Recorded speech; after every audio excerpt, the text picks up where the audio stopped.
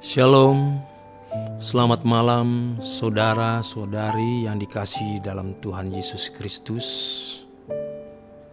Menemani istirahat kita malam hari ini, kebenaran firman Tuhan berjudul Putus Hubungan dengan Dunia.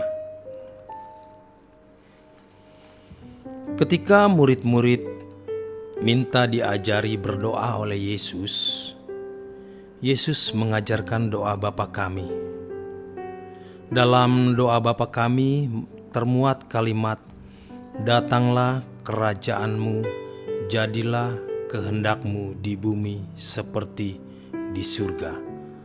Matius 6 ayat yang ke-10. Kalimat ini merupakan panggilan untuk hidup di dalam pemerintahan Allah, yang sama dengan hidup berpusat pada Allah atau menjadikan Allah sebagai pusat kehidupan.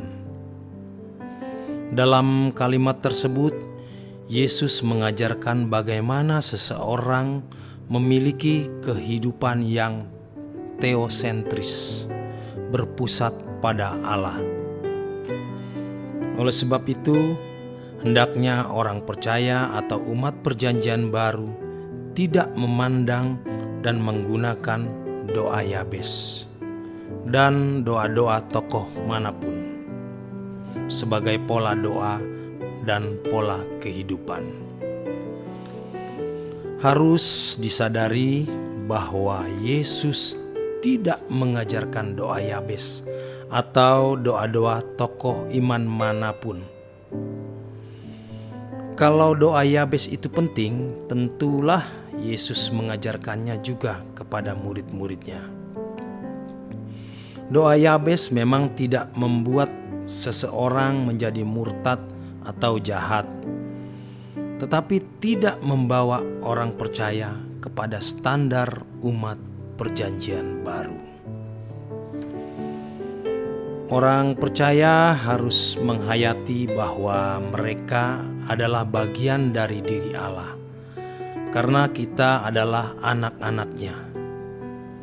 Itulah sebabnya ketika orang percaya dianiaya oleh Saulus, Yesus berkata kepada Saulus,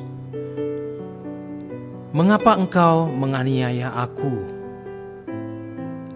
Kita adalah bagian dari Allah, dalam pengertian bahwa kita memiliki tempat di hati Allah.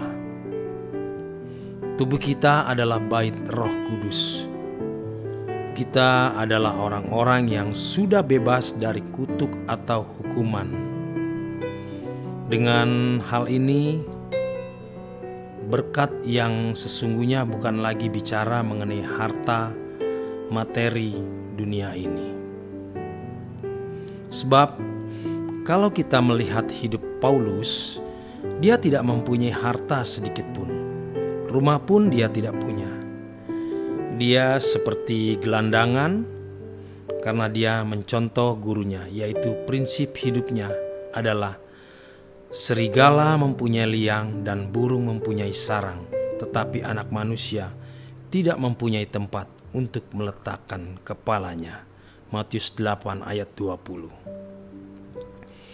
Bagi orang percaya, kekayaan dunia telah diturunkan dari taktanya. Orang percaya harus memikirkan perkara-perkara yang di atas saja. Sedangkan doa Yabes adalah doa yang orientasinya masih pada pemenuhan kebutuhan jasmani.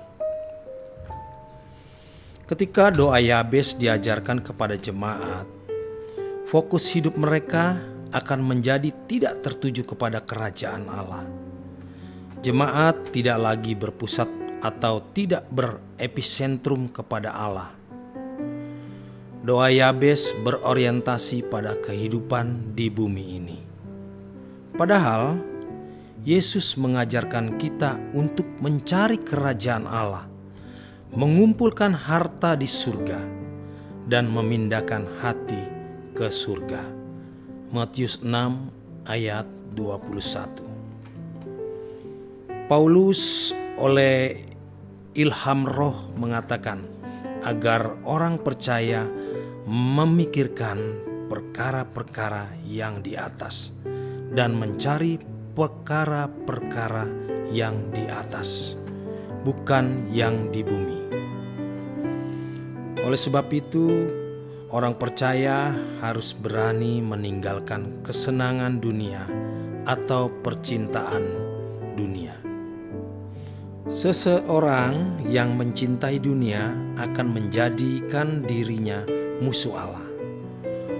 Orang percaya harus berani putus hubungan dengan dunia. Kita harus berani del, yang artinya memotong atau memenggal sesuatu dengan cepat tanpa ragu-ragu. Pemenggalan tersebut membuat dua bagian yang terpenggal terpisah, tidak lagi terhubung sama sekali. Untuk melakukan tindakan del diperlukan keberanian. Keberanian kehilangan segala sesuatu ini disaksikan oleh Paulus dalam hidupnya melalui tulisannya di Filipi 3 ayat 7 dan 8. Tetapi apa yang dahulu merupakan keuntungan bagiku, sekarang kuanggap rugi karena Kristus. Malahan segala sesuatu kuanggap rugi karena pengenalan akan Kristus Yesus Tuhanku, lebih mulia daripada semuanya.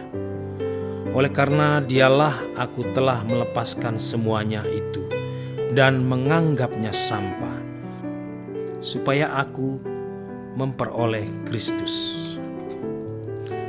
Dalam doa Bapa kami, kalimat datanglah kerajaan-Mu, jadilah kehendak-Mu di bumi seperti di surga, adalah kalimat doa yang membawa kita kepada kehidupan yang teosentris. Kita harus memperhatikan kata kerajaan-Mu. Berarti bukan kerajaan kita sendiri. Demikian pula kalimat jadilah kehendak-Mu, bukan jadilah kehendakku. Ini adalah ciri-ciri dari orang yang berpusat pada Allah. Di jagat raya ini ada entitas yang dahsyat yang memenuhi jagat raya, yaitu Allah Bapa. Entitas ini adalah pribadi yang Maha Agung yang oleh anugerahnya Ia berkenan bersekutu dengan kita. Untuk bisa bersekutu dengan Dia, kita harus hidup tidak bercacat dan tidak bercela, atau hidup dalam kekudusan yang berstandar Allah.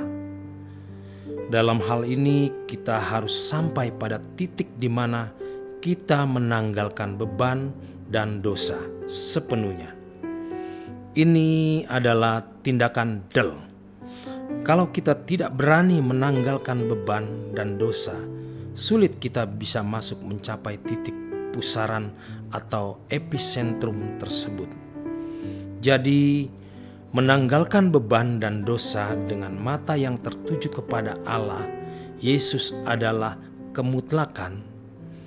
Karena ketika beban dan dosa kita tanggalkan, karakter kita mulai dibentuk atau baru bisa dibentuk.